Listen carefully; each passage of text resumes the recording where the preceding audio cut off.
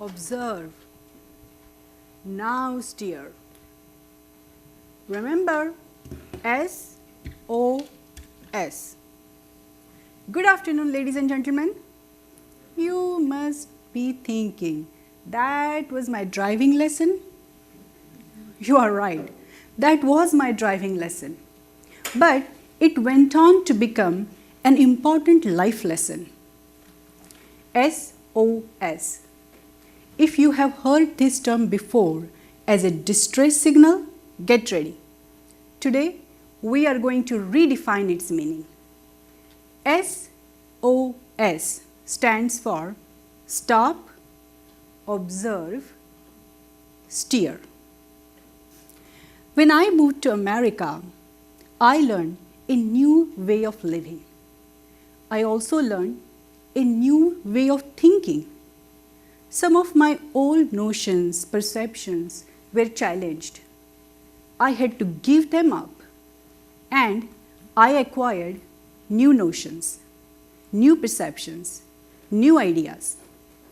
Today I will share with you how some of my old notions were transformed into new notions, and also how my driving lesson SOS became my life lesson.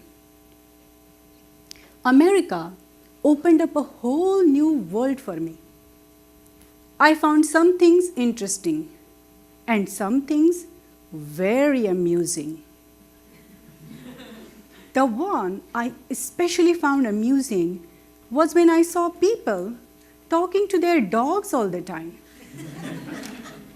I would think, don't you know, dogs don't talk. When I was growing up in India, I did not have a dog. I also did not watch any cartoon where the dogs and humans talked to each other and communicated perfectly. I also found it very entertaining that a petite woman would be holding the leash of a big, aggressive dog. You can tell if she is walking the dog or the dog is walking her. If I would see anyone coming with their dog this way, I would turn the other way. The dog owner would assure me, "Oh, she won't hurt you. She is very sweet."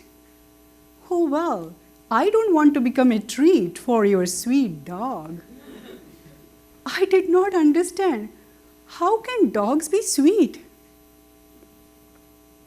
But my memory about dogs was very traumatic. When I was 9 years old, one day my father asked me to take some papers to his friend's house.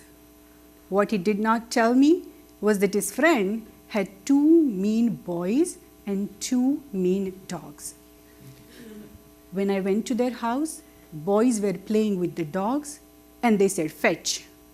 Just then, I dropped the papers in my hand and the dogs came barking at me. I started running and the dogs started chasing me. I got scared. I ran even faster to my mom and cried my eyes out. And then I formed a notion. Dogs are mean. After that incident, days passed, months passed, years went by. In the place of being a young girl, I became a mom of a teenage boy.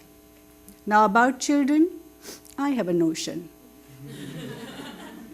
They are born to prove their parents wrong. One day my son came to me and he said, "Mom, I love dogs. Can we adopt a dog?" I told him, I cannot talk to a dog. I cannot walk a dog. And I cannot clean up after a dog. We could not adopt a dog. But he did not give up. Instead, he teamed up with his sister. And together, they prepared a perfect plan. Their plan was filled with wonderful promises. They were going to take care of the dog, feed the dog, walk the dog, clean up after the dog. I still reasoned with him. What if we cannot discipline the dog? And what if he chases some poor little girl and scares her, huh? But the solution was ready. He said, "No problem, Mom. I know a dog trainer. We can hire him to discipline our dog." I did not know that you can hire someone to discipline your dog. But that word, discipline, shifted my focus from dogs to the children. I asked him, "Do you know a trainer who can discipline human children? I can use one in our house." But with that comment, the kids suddenly became serious. And after a moment, I heard the door slamming behind me. Oops, I had hurt the feelings of a teenager. This crime is punishable. And I knew my punishment. The next morning, we were headed to Humane Society to adopt a dog. I was walking around reluctantly, and I stopped at one cell. Inside, there was a female black dog. She looked at me and just kept looking. She would not break eye contact. Her eyes were just telling me that she wanted to come home with me. But I wasn't sure. I was about to leave, but she didn't want me to. Now she came very close to the cell door and she licked my hand. She looked at me. She licked me. She really liked me. She also followed every command I gave her, like sit, get down, roll over. I never had that luck with my children. They always do the exact opposite of my command. And there was the first animal who was listening to me, talking to me, trusting me. I instantly named her Lila, meaning miracle. The very next day, Lila moved in with us, and I started talking to a dog. Lila is also very curious. When I take her for a walk, she wants to grab everything she can. People get scared. I tell them, "Oh, she won't hurt you.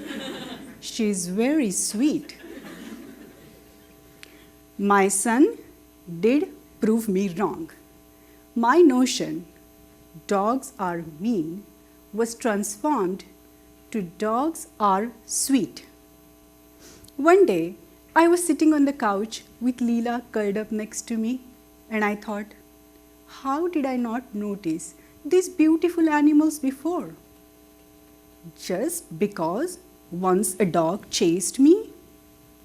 No, not really.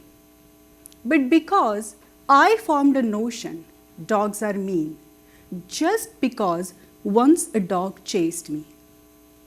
If I had not formed that notion, then once a dog chased me would not mean anything, would it? I wondered, are there other beautiful things, wonderful things that I am blocking because of my preconceived notions? I decided to observe my own behavior and watch out like a detective for my preconceived notions. I decided to apply SOS, stop, observe, steer, in my life, not just when I'm driving. One day, I was at a party. There was food, dancing, and singing. Someone said to me, "Kavita, why are you not singing? Come on." And I said, "Oh, no, I don't sing. I don't have any aptitude in music. My father and sister are really good, but not me." After my long, polite, apologetic reply, the guy said, "But I'm not asking you to perform on the stage. Just sing along." I became silent. But the detective in me said, "Caught you." I caught myself acting out my preconceived notion that I am a bad singer. I wondered, how far back does this notion go? I took a stroll down memory lane and remembered. At a very young age, I used to take music lessons at my teacher's house. One day, he had some guest and he was distracted. I was singing my heart out. His wife called him inside. There was something going on. As he was coming out of the room, his wife said, "And stop it, my head is hurting." The teacher came out and he said, "Kavita, now stop singing and go home. We will continue the lesson next week." As I was coming home, I thought, the teacher asked me to stop singing because I was giving his wife a headache. Do I sing that bad to give someone a headache? After that incident, I could not remember singing or even humming in public. I formed a notion. I am a bad singer. And I blocked the world of music from my life. Just because of one incident? No, not really, but because I formed a notion just because of one incident. If I had not formed this notion, the incident wouldn't mean anything, would it? Once you form a notion out of what happened, you start blocking life. Because what happened stays in the past, but you carry your notions, your beliefs in your future. Fortunately, once you identify a problem, you can fix it. I started music lessons again and I started singing again. I struggled in the beginning. Some of these notions are deep-rooted and it takes time and effort to uproot them. But I kept at it. One day, my new music teacher gave me a heartfelt compliment, and I knew I overcame my old limiting notion. Then I redefined my notion. I am a good singer, and I rebuilt opportunity in my life. A part of me was reborn.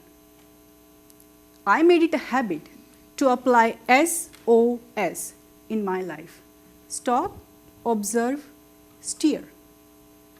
I started rediscovering myself and life became an adventure.